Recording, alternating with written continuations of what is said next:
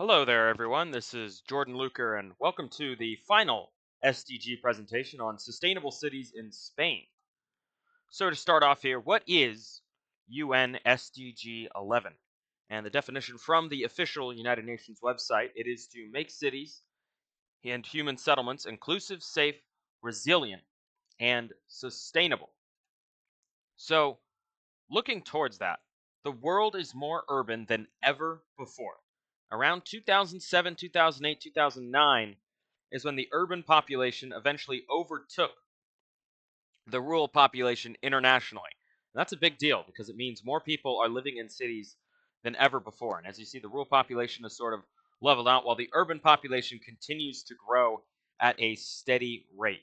More people are living in urban areas than ever before. In the United States, it's about 85%, whereas in Spain, it's around the same as in most Western countries.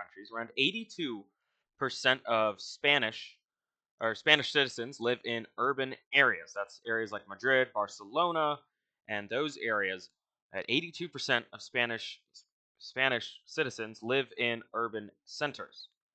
So, for the SDG, as cities continue to grow bigger, larger, and more complex, you have to find ways to be sustainable about it and not have urban sprawl like we do here in the United States, which is very unsustainable and unproductive. Barcelona is a perfect example of a modern, sustainable city. And one of the reasons for that, and you look here, it's the public transit network. You see, Barcelona has a very complex transit network, far more than anything in the United States. You see, the only one comparable would be the ones in New York and Washington, D.C. But Barcelona has a very wide transit network compared to any city in the United States. It goes throughout the city and beyond, and people can get in and out without having to use a car. And so I want to look at Barcelona versus a larger US city. So you look at a place like Atlanta. It uses over 7,000 square kilometers of space compared to Barcelona that only uses 648. And they both have similar populations. Atlanta has about 300,000 more people than Barcelona in its metro area. But you see way less space used up by Barcelona, unlike Atlanta, which sprawls throughout the state of Georgia. And then you see also the transport carbon emissions per person, per capita, 1.16 tons versus 6.9 tons in Atlanta. And this gives to the difference of what the difference a sustainable city can make in terms of your carbon emissions. Now, does this mean we should demolish areas in Atlanta? No.